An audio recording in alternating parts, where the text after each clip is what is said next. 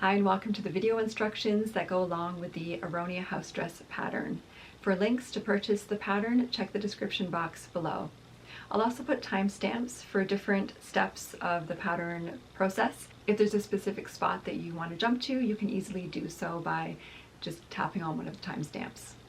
This dress has a lot of options and a lot of flexibility. There are 3 different sleeve options, 3 different skirt options, 2 different pocket options, and 2 different ways that the waist is drawn in.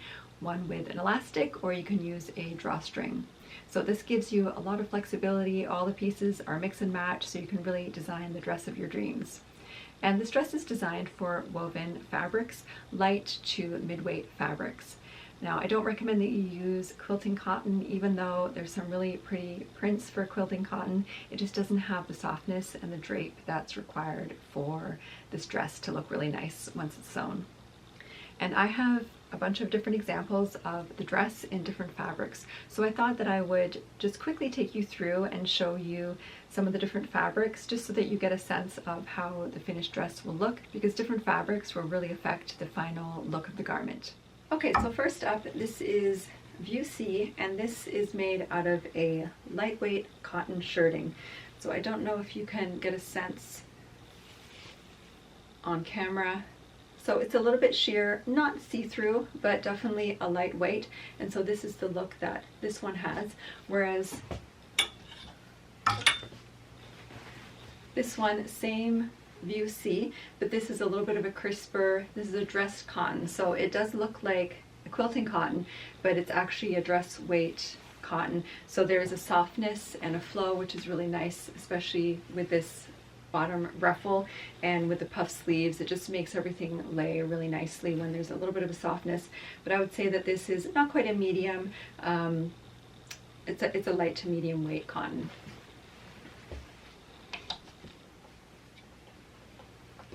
And this is, I believe, View A, made out of the same type of fabric as the red one that I just showed, in this really pretty red and blue floral. So this one, out of the cotton, it just means that the puff sleeves hold their shape a little bit more, but there's still some nice movement to the dress. Whereas I have this one also made in a rayon. Rayon also works well, but you can see just how much drape it has, because it doesn't have that structure of the cotton to hold the shape of the sleeves. It still looks really pretty on, and it has really pretty movement, but just definitely a softer look. This one is the drawstring option, and this is actually made from a vintage bed sheet. Well, you can probably tell by the print, but this is definitely a heavier weight than the light dress weight. This, I would say, is a medium weight cotton, so it has just a nice kind of sturdiness to it, but yet it's still, the gathers still lay really nicely. It gathers up at the waist really nicely, so I love to use vintage sheets. And it's really nice to use, especially for View C that really eats up a lot of fabric. It's nice to use like a queen bed sheet rather than buying yards and yards of fabric. This is also a vintage bed sheet, but this is definitely a lighter weight bed sheet, and I think this one actually may be a polyester cotton combo, which sometimes you find with sheets. But again, just really lovely to sew with and inexpensive. You know, fabric can get really expensive, so it's nice when you can use a bed sheet for your sewing. Now this is View B, and it has the patch pockets. So for this view, I do recommend a bit of a heavier weight fabric, not quite, you know, thick, heavy fabric, but something like a linen or a sturdy cotton. This weight would probably work also well, just because with the patch pockets, you want to have a little bit of structure to the fabric in order for the pockets to, you know, to hold up. And then this view has, as you can see, the lace trim that adds a really nice detail. So it's a flat lace rather than like a gathered lace, and it just adds a really pretty detail to the dress. And this technique can be added to any of the views, but yeah, I just thought that added a nice detail. Okay, so without further ado, let's get into the sewing process. The first step is to add some stay stitching to the bodice front and yoke neckline, and you do this 1/2 inch away from the edge.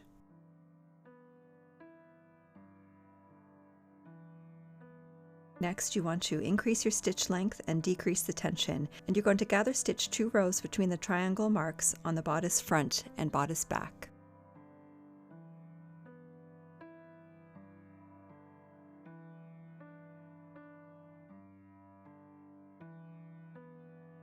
Pin bodice fronts to yoke fronts, matching the triangle marks. Pull the gathering threads until the bodice front is the same length as the yoke back.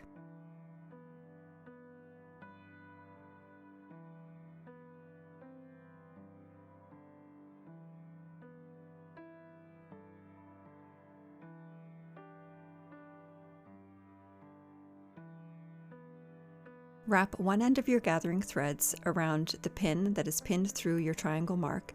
Wrap it around in a figure 8. This locks in your gathering threads so that your threads won't slip as you're adjusting your gathers. Repeat the same process on the pin on the other end. Now you're able to evenly distribute your gathers without your threads slipping. Adjust your gathers, pin in place, and then stitch along the seam line. Press your seams towards the yoke.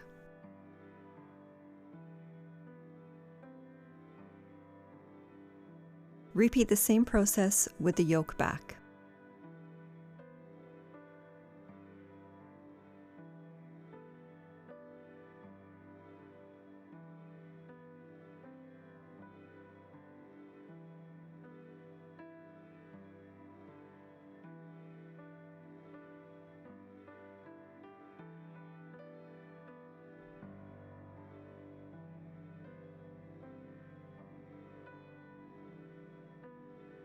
Now to prepare the lining and the binding. Press the bodice front binding in half. Press the yoke front edges and back edge up by 5/8 of an inch.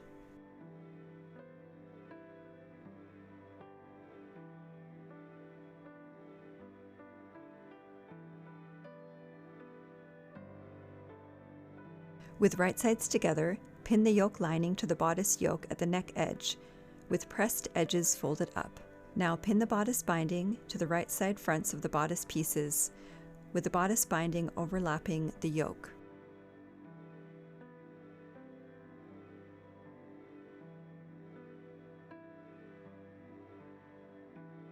Now sew along the entire front neck edge. Trim back the seam allowance to 1/4 of an inch.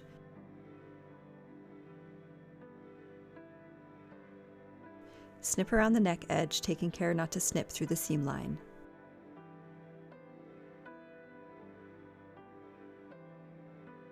Press your seam lines and then flip the bodice binding and the yoke lining towards the back. Press everything well again.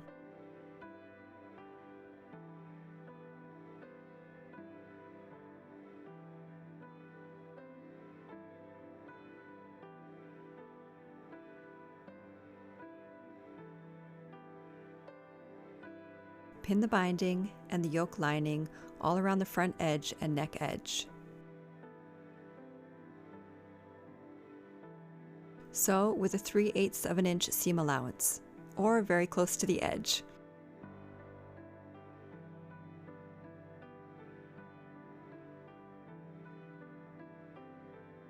Pin the bodice lining in place, and now hand stitch the front and back facing edges to the bodice using a slip stitch. You can also slightly overlap your facing over top of the seam line and stitch in the ditch from the front of the bodice. I prefer the hand stitching for a neater finish.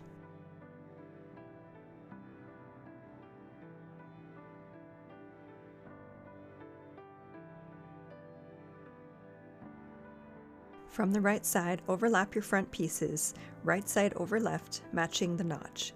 Base stitch the fronts together.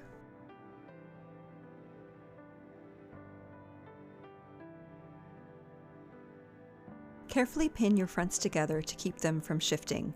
If you would like a drawstring waist instead of an elastic, you would now create 2 buttonhole openings by following the markings on the bodice fronts. A 5/8 of an inch button in your buttonhole guide works well for this. With right sides facing each other, pin side seams together. Sew and finish the edges as desired. Press the seams towards the back.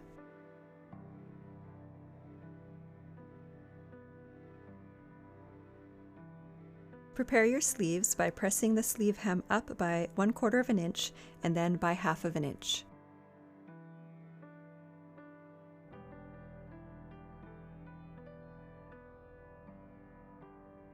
Now it's time to sew some gathering stitches. Increase your stitch length and decrease the tension. Sew 2 rows of gathering stitches between the small dots on the sleeve head.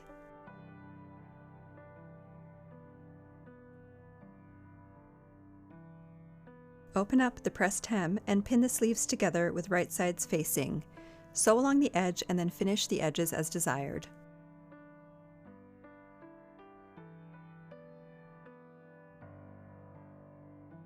Pin the sleeves to the bodice, matching the underarm seams, the notches, and the dots.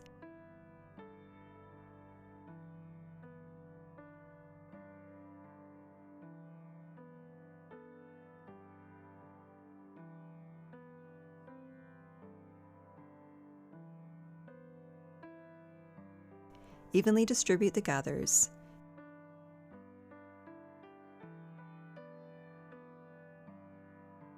Pin together and sew.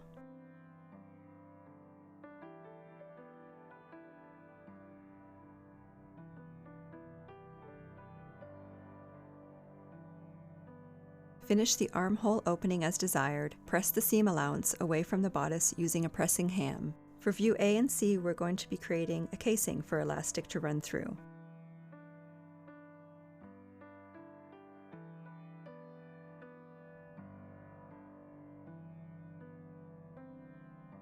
Edge stitch hem close to the folded edge, leaving an inch space open.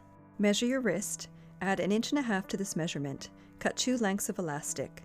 Feed the elastic through the casing, overlap by 1/2 inch. Zigzag stitch the elastic together. Pin the opening closed and stitch.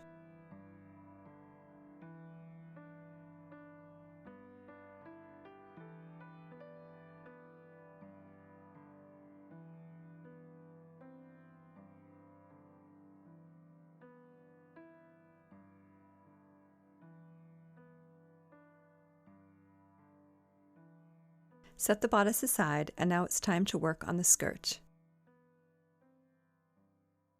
For view A and C, the pockets are added to the side seam. Start by finishing the skirt side seam and pocket edges as desired. Pin the pockets to the right side of the skirt fronts at dots. Sew in place. Press the pockets away from the side seams.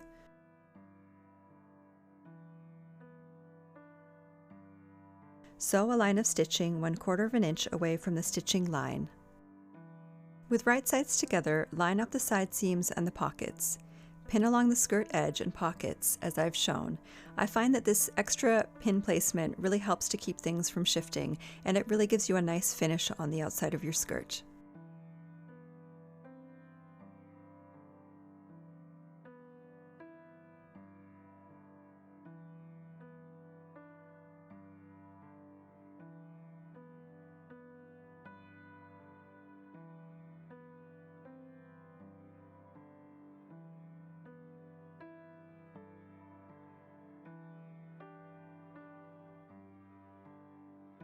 Sew the side seams, and then press the seams open.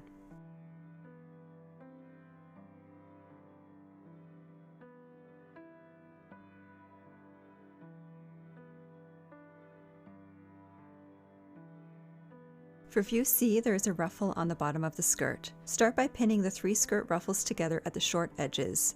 Sew the 3 seams.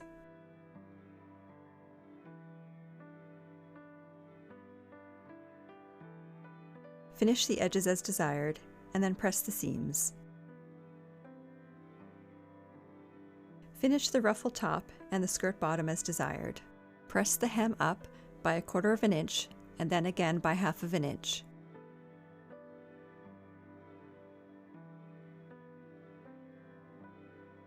Next, divide the ruffle into quarters. One seam will be the center back seam.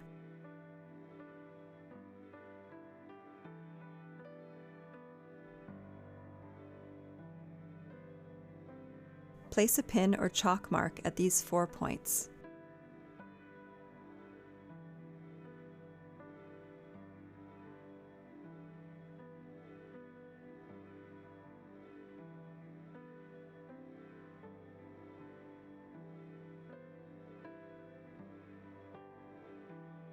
Now it's time to gather the ruffle. Increase your stitch length and decrease the stitch tension. For ease of gathering, you will be sewing 2 rows of gathering stitches from one side of the ruffle that is marked by the pin or chalk mark to the other side.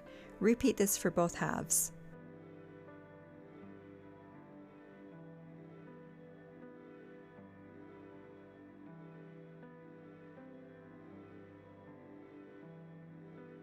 Find the middle of the skirt, front hem, and back hem and place a pin or chalk mark at these points. With right sides facing, pin the skirt ruffle to the skirt hem, matching the side seams and the front middle and the back middle points.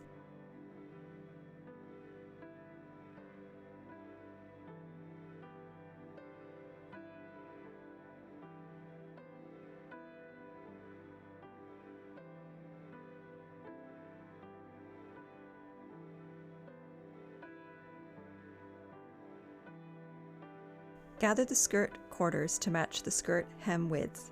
Use the figure 8 method to lock your gathering threads in place. Evenly adjust the ruffles of the 4 sections, pin in place, and sew.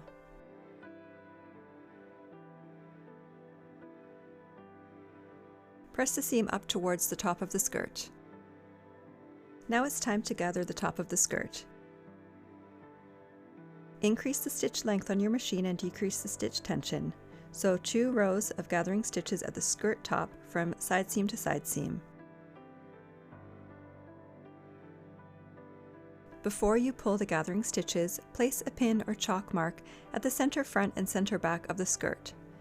Place a pin or chalk mark at the bodice front and bodice back. With right sides together, pin the skirt to the bodice matching the side seams, middle front to middle front and middle back to middle back. If you are making view C, make sure that the skirt back, which is the side with the center seam line on the ruffle, is pinned to the bodice back.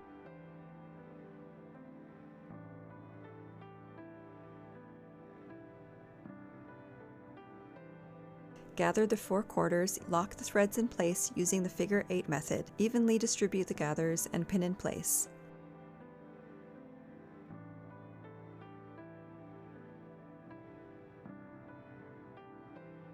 Base stitch the bodice to the skirt using a 5/8 of an inch seam allowance.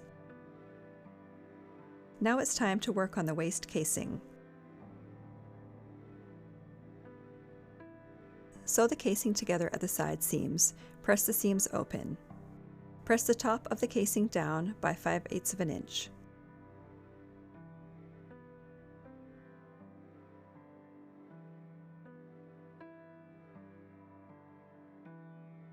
Next, pin the right side of the casing to the wrong side of the skirt, matching the side seams.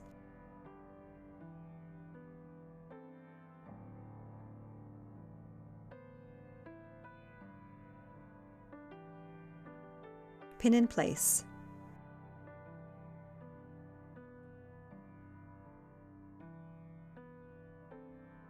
Now sew through all 3 layers of fabric. Trim back your seam allowance.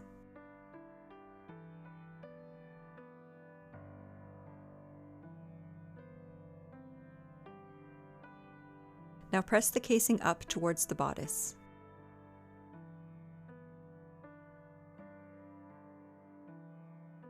Flip your dress right side out.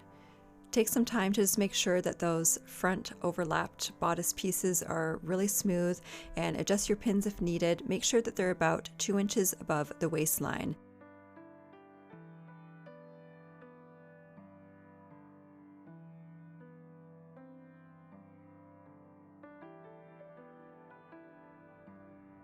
Turn your dress inside out. Pin the casing to the bodice. Make sure to add some extra pins to the bodice front where it's overlapped, just to make sure that it's kept really secure as you're sewing the casing.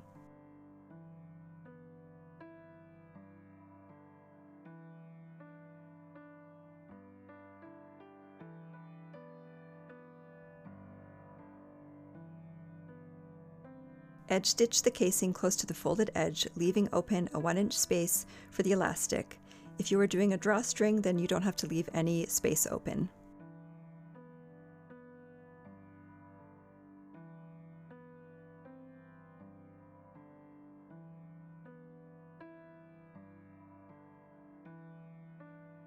Measure your waist and add 1 inch to this measurement.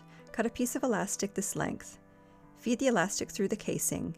You may want to safety pin the elastic and try your dress on before sewing the elastic closed. Adjust the elastic length as needed. Then overlap the elastic by 1/2 inch. Sew the elastic together with a zigzag stitch and then sew the opening closed. Evenly distribute the waistline gathers. Then from the right side, stitch in the ditch at each side seam to prevent the elastic from twisting.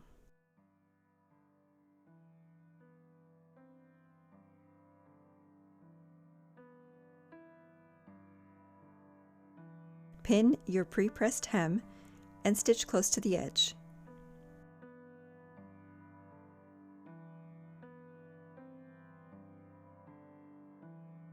If you would like more coverage on your bodice front, you can sew on a snap closure to keep everything secure.